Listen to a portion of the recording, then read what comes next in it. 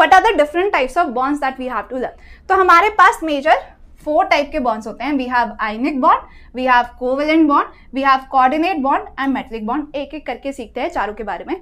Ionic bond जो सबसे पहले लेकर आए थे ना, जिसमें हमने कहा था एक ने इलेक्ट्रॉन लूज किया, दूसरे ने गेन किया, एक बना केटायन, एक बना anion, that was ionic bond. क्या होता है उसमें? इलेक्ट्रोस्टैटिक फोर्स ऑफ अट्रैक्शन होता है. तो let's talk about it, let's see. तो हमारे पास क्या है? आयनिक बॉन्ड है. इसको और क्या बोला जाता है? We may also call it as electrovalent bond. क्या होता है इसमें? एक एटम के पास इलेक्ट्रॉन्स की कमी है. क्या करना चाहता है वो? स्टेबल कॉन्फ़िगरेशन अचीव करना चाहता है. क्या होती है स्टेबल कॉन्फ़िगरेशन? उसको अपना ऑक्टेट कंप्लीट करना है, उसको नोबल गैस जैसा बनना है. ठीक है, तो वो ऑक्टेट कंप्लीट करने के लिए क्या कर सकता है? इलेक्ट्रॉन्स लूज कर सकता है, मे बी गेन करे. ठीक है, तो यहाँ पर एक एटम है जो इलेक्ट्रो पॉजिटिव है, जिसकी इलेक्ट्रोनेगेटिविटी कम है. एक और एटम है जो इलेक्ट्रोनेगेटिव है, उसकी इलेक्ट्रोनेगेटिविटी ज्यादा है. क्या मतलब होता है इलेक्ट्रोनेगेटिविटी का? The tendency to keep the shared pair of electron towards oneself. Okay, तो आपके पास कोई बॉन्ड बना है दो एटम्स के बीच में. इसमें हमने कहा कि बी ज्यादा इलेक्ट्रोनेगेटिव है ए से. क्या मतलब है इस स्टेटमेंट का? कि बी की ज्यादा टेंडेंसी है to keep the shared pair of electron towards itself. Right, B चाहता है कि इलेक्ट्रॉन्स उसकी तरफ रहें, इसलिए हम कहते हैं कि हाँ बी ज्यादा इलेक्ट्रोनेगेटिव है, ये बोल रहे हैं. ठीक है, आ गया हमें समझ में. तो ये क्या बात कर रहे हैं? आयनिक बॉन्ड किसके बीच में बनता है? ऐसे दो एटम्स के बीच में बनता है जहां पर डिफरेंस इन इलेक्ट्रोनेगेटिविटी ज्यादा हो. एक की टेंडेंसी हो इलेक्ट्रॉन्स को अपनी तरफ रखने की, एक की टेंडेंसी हो इलेक्ट्रॉन्स को अपने से दूर रखने की. एक इलेक्ट्रो पॉजिटिव होगा, एक इलेक्ट्रोनेगेटिव होगा. एक की इलेक्ट्रोनेगेटिविटी कम होगी, एक की ज्यादा होगी. इन दैट सिनेरियो कौन से टाइप का बॉन्ड बनता है? We form an ionic bond, जिसकी इलेक्ट्रोनेगेटिविटी कम है, जिसको हम कह रहे हैं इलेक्ट्रो पॉजिटिव एलिमेंट है. वो जनरली हमारे होते हैं मेटल्स. उनकी टेंडेंसी होती है इलेक्ट्रॉन्स को लूज करने की. वो जो लूज किया आपने इलेक्ट्रॉन्स, वो कहाँ गया? वो इलेक्ट्रोनेगेटिव एलिमेंट ने गेन कर लिया. तो एक बन गया cation by losing the electrons, एक बन गया anion by gaining the electron. आपके पास कोई पॉजिटिव और नेगेटिवली चार्ज स्पीशीज है. What type of force of attraction will be see there? Electrostatic force of attraction. इसी को कहते हो आयनिक बॉन्ड. इसे बोलते हैं आयनिक बॉन्ड इतने स्ट्रांग होते हैं. क्यों? इलेक्ट्रोस्टैटिक फोर्स ऑफ अट्रैक्शन होता है उनके बीच में. ये यहाँ लिखा है, please see. These are developed between an electropositive atom, come electronegative वाला, and an electronegative atom, more electronegativity वाला. ठीक है, तो जिसके बीच में डिफरेंस इन इलेक्ट्रोनेगेटिविटी ज्यादा हो वो जनरली क्या बनाते हैं? आपके आयनिक बॉन्ड बनाते हैं. ठीक है, आ गया समझ में. So there is a complete transfer of electrons. ये इंपॉर्टेंट है. इलेक्ट्रॉन्स का कंप्लीट ट्रांसफर हो रहा है एक एटम से दूसरे एटम के बीच में. एक ने इलेक्ट्रॉन लूज किया, दूसरे ने गेन किया. ठीक है, तो एक ने लूज करके क्या बनाया? कैटायन. दिख रहा है ये. और दूसरे ने वही इलेक्ट्रॉन गेन करके क्या बनाया? एनायन. और कैटायन और एनायन के बीच में कौन से टाइप का फोर्स ऑफ अट्रैक्शन है? We have electrostatic force of attraction and this is what we call as ionic bond. Now depending upon कितने इलेक्ट्रॉन्स का ट्रांसफर हुआ है वो उसकी इलेक्ट्रोवेलेंसी है. देखेंगे, राइट. हमने कहा ना ये इलेक्ट्रोवेलेंट बॉन्ड है. एक इलेक्ट्रॉन का ट्रांसफर हुआ तो आप कहोगे इसका इलेक्ट्रोवेलेंस क्या है? 1 है. 2 का हुआ 2 हो गया, बस इतना ही, कुछ ज्यादा खास नहीं है. तो इसका एक एग्जाम्पल देखिए, जैसे NaCl होता है हमारे पास, तो सोडियम के पास टेंडेंसी है इलेक्ट्रॉन लूज करने की, वो अपना कैटायन बना देता है. ठीक है, और क्लोरीन के पास 1 इलेक्ट्रॉन की कमी है, उसके वैलेंस शेल में 7 इलेक्ट्रॉन्स हैं, उसको चाहिए 8. तो जो सोडियम ने लूज किया क्लोरीन वो गेन कर लेता है. ठीक है, अब Na पॉजिटिव है और Cl माइनस है. इनके बीच में किस टाइप का फोर्स ऑफ अट्रैक्शन होगा? Electrostatic force of attraction and that will give rise to ionic bond. Ionic bond are very strong और in the end we will discuss about it also कि अगर आयनिक बॉन्ड बनता है तो क्या क्या चाहिए आपको. What are the necessary requirements for the formation of ionic bond. क्या क्या कैरेक्टरिस्टिक्स होते हैं आयनिक कंपाउंड्स के, वो भी देखेंगे इन द एंड. ठीक है, अभी तो हम इंट्रोड्यूस कर रहे हैं what are the different types of chemical bonds, right. So I hope this is making sense. I hope we understand what do we mean by an ionic bond. ठीक है, तो ये हमने देख लिया. इलेक्ट्रोवेलेंट बॉन्ड भी कहते हैं and there is complete transfer of electrons. एक और सिनेरियो हो सकता है. ठीक है, देखो इलेक्ट्रोवैलेंसी की जिसकी मैं बात कर रही थी, कितने नंबर ऑफ इलेक्ट्रॉन्स लूज किए या गेन किए किसी एटम ने, वो उसकी इलेक्ट्रोवैलेंसी है। तो अभी जैसा एग्जांपल लिया था ना NaCl का, जिसमें एक इलेक्ट्रॉन आपने लूज किया, क्लोरीन ने एक गेन कर लिया, तो उसकी इलेक्ट्रोवैलेंसी आप कहोगे 1 है, ठीक है। So the number of electrons lost or gained by an atom during the formation of an ionic bond is called the electrovalency of that atom. तो अगर हम NaCl की बात कर रहे हैं तो इसकी इलेक्ट्रोवैलेंसी क्या है, 1 है, ठीक है।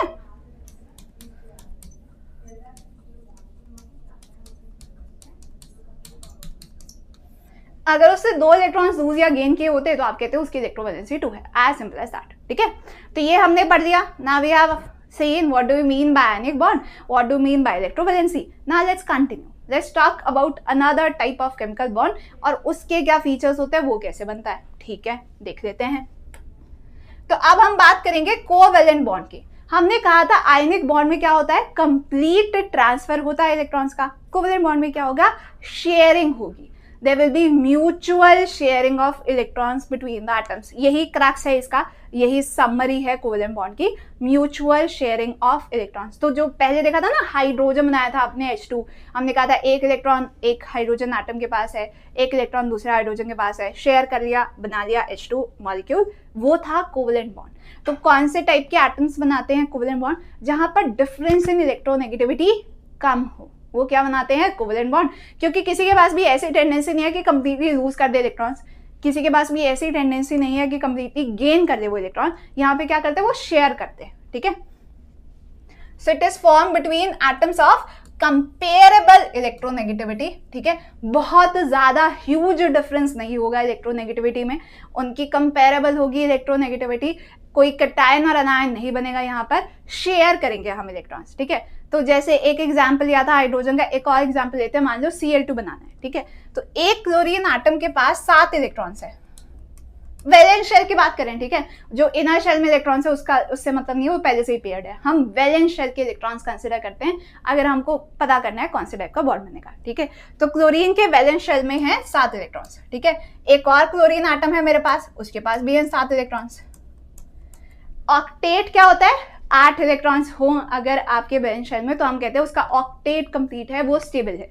हाइड्रोजन और हीलियम के लिए 2 इलेक्ट्रॉन्स में चल जाता है, बाकी जो आपके हेवियर एटम्स होते हैं उनको 8 इलेक्ट्रॉन्स चाहिए अपने वैलेंस शेल में, तब हम कहेंगे कि हाँ वो स्टेबल है। तो इस क्लोरीन के पास भी 1 इलेक्ट्रॉन की कमी है, ऑक्टेट कंप्लीट हो जाता है, एक और आ जाता, दूसरा क्लोरीन एटम भी ऐसे ही है। तो क्या वो दे दे एक दूसरे को, फिर तो एक के पास 6 रह जाएंगे, दूसरे के पास तो चलो 8 कर दिए, एक के पास तो 6 रह जाएंगे ना। तो यहाँ पर आप आयनिक बॉन्डिंग तो नहीं कर सकते, कंप्लीट ट्रांसफर ऑफ इलेक्ट्रॉन्स तो नहीं होगा। तो क्या सोल्यूशन है इसका, शेयर कर लो, राइट। तो आप क्या करेंगे, ये जो इलेक्ट्रॉन है ना इस वाले क्लोरीन एटम का, let's make it by a cross sign ताकि आप डिफरेंशिएट कर पाओ। इस वाले को इस क्लोरीन एटम ने शेयर कर लिया और दूसरे वाले को इसने शेयर कर दिया। इस शेयरिंग से जो बॉन्ड बनता है, म्यूचुअल शेयरिंग है, दोनों ने कुछ ना कुछ कंट्रीब्यूट किया है। ऐसा नहीं है कंप्लीट ट्रांसफर कर दिया कि एक ने सब दे दिया दूसरे के पास कुछ नहीं बचा, दोनों ने शेयर किया, दोनों ने कंट्रीब्यूट किया। This mutual sharing of electrons will give rise to what type of bond, we will call that as covalent bond. This is what we have written here, right. यहाँ पर कंपेरेबल इलेक्ट्रोनेगेटिविटी होती है और mutual sharing होता है। Mutual का मतलब दोनों की तरफ से कंट्रीब्यूशन है, ठीक है। So the attractive forces are developed due to the sharing of electron pair with each atom contributing 1 electron to the pair, right. हर एक पेयर ऑफ इलेक्ट्रॉन से एक कोवैलेंट बॉन्ड बनता है। तो यहाँ पर आपके पास एक पेयर यानी 2 इलेक्ट्रॉन्स है ना, समझ गए। एक पेयर ऑफ इलेक्ट्रॉन शेयर किया यानी 2 इलेक्ट्रॉन शेयर किए, तो कितने कोवैलेंट बॉन्ड्स बनाए, 1। अगर मैं कहूँ 4 इलेक्ट्रॉन शेयर कर रहे हो या 2 पेयर्स ऑफ इलेक्ट्रॉन शेयर हुआ है, कहोगे 2 कोवैलेंट बॉन्ड्स बने। तो जैसे ऑक्सीजन का केस होता है, यहाँ पर 4 इलेक्ट्रॉन्स की शेयरिंग हुई है या 2 पेयर्स ऑफ इलेक्ट्रॉन्स की शेयरिंग हुई है, देन दिस इज O2। अब आपके पास आ जाए N2,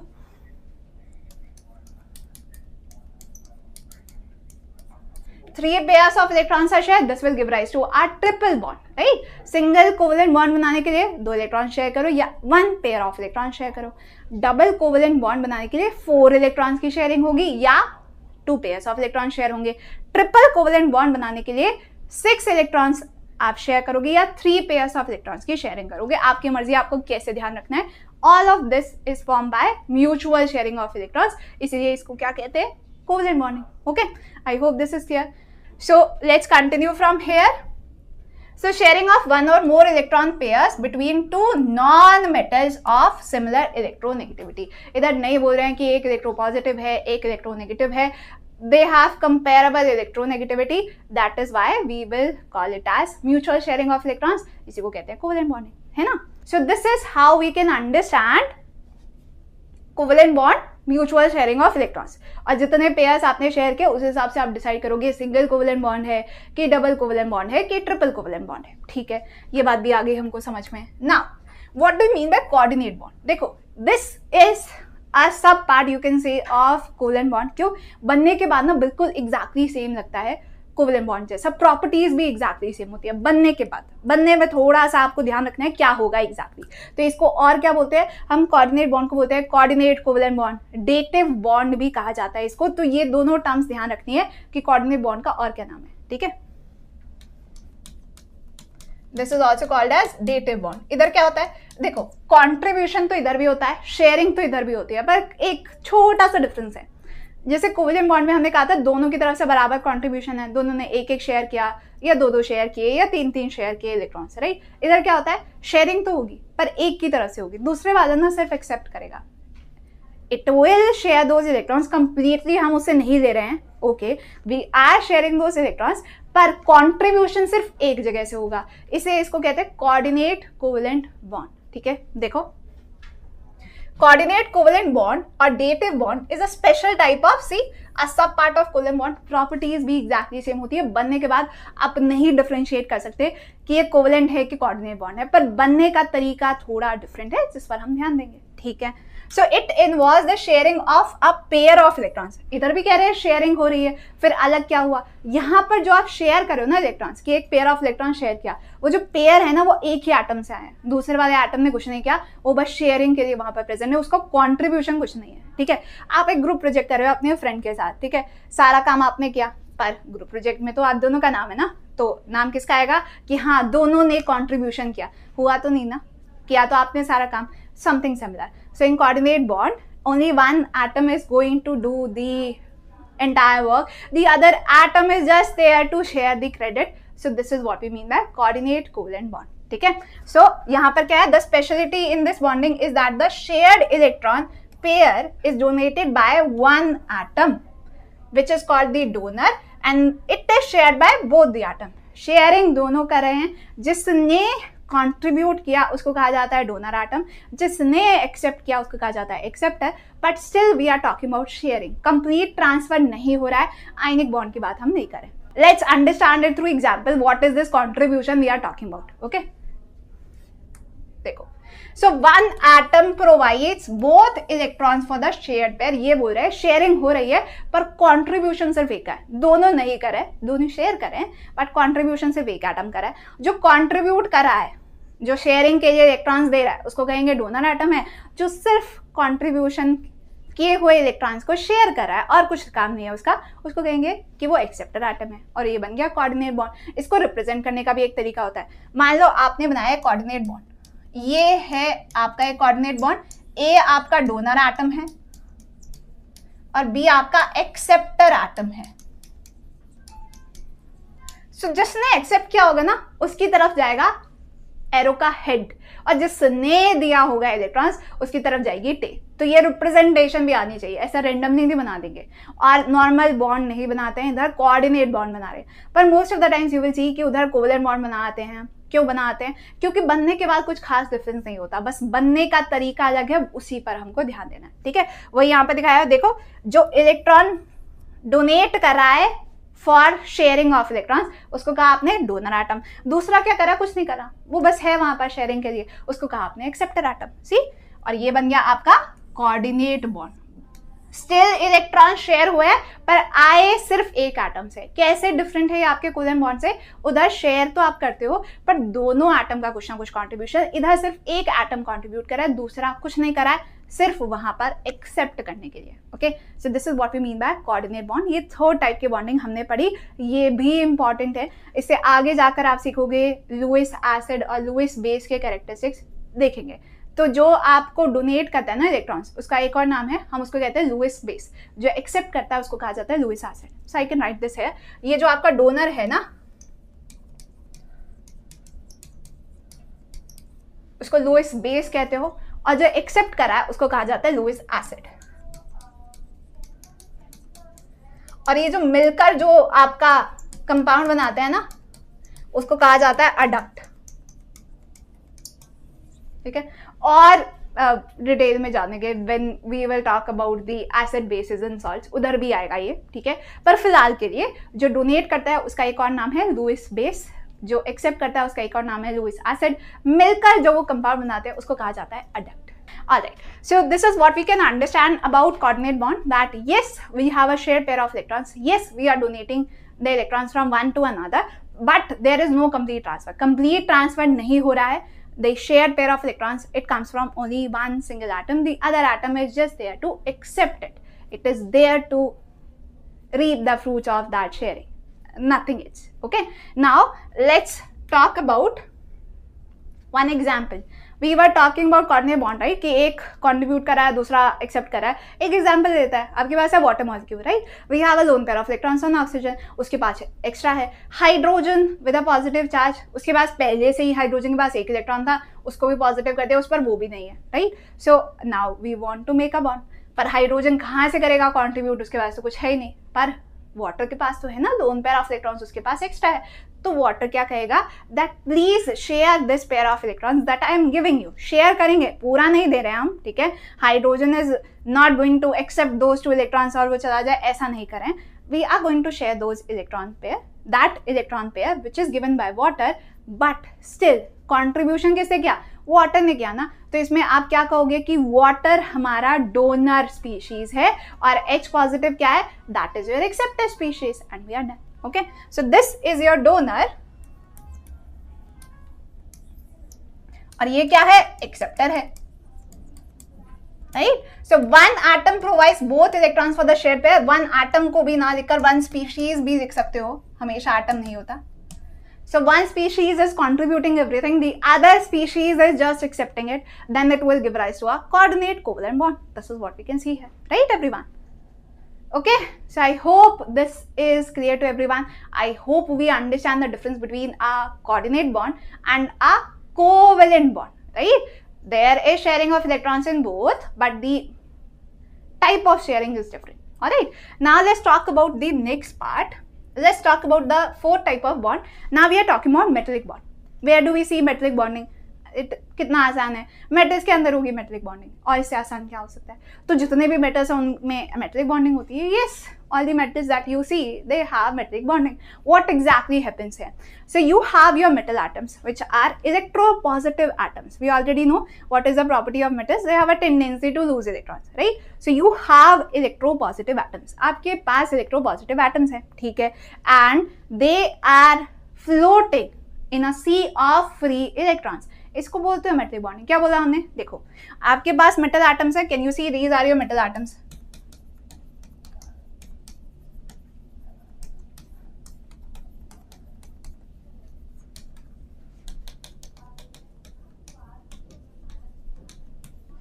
Electropositive atoms, they are floating in a sea of free electrons.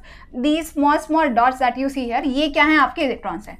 तो इनके बीच में जो फोर्स ऑफ अट्रैक्शन है, this is what we call as metallic bonding, as simple as that. So these are your metal atoms, they are floating in a sea of free electrons, positively charge centre with negatively charged electrons, there will be a force of attraction. This is what we call as metallic bonding, and you are done. Okay, see, sea of delocalized electrons around positively charged metal ions. What is delocalization? Now this term you will see at a lot of places. Organic में तो हम यही बोलते हैं, delocalization हो गया, resonance सीखेंगे तब भी बताएंगे।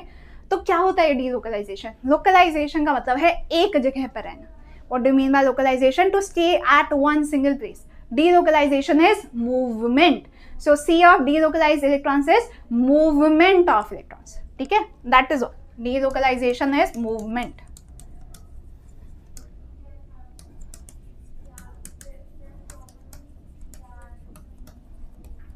So a very fancy way of saying that something is moving. and nothing else, alright? But in chemistry we use these fancy terms, you should know about them, alright? So localization मतलब है एक जगह पर रहना, delocalization मतलब movement, right? So your metal atoms are floating in a sea of free electrons, alright?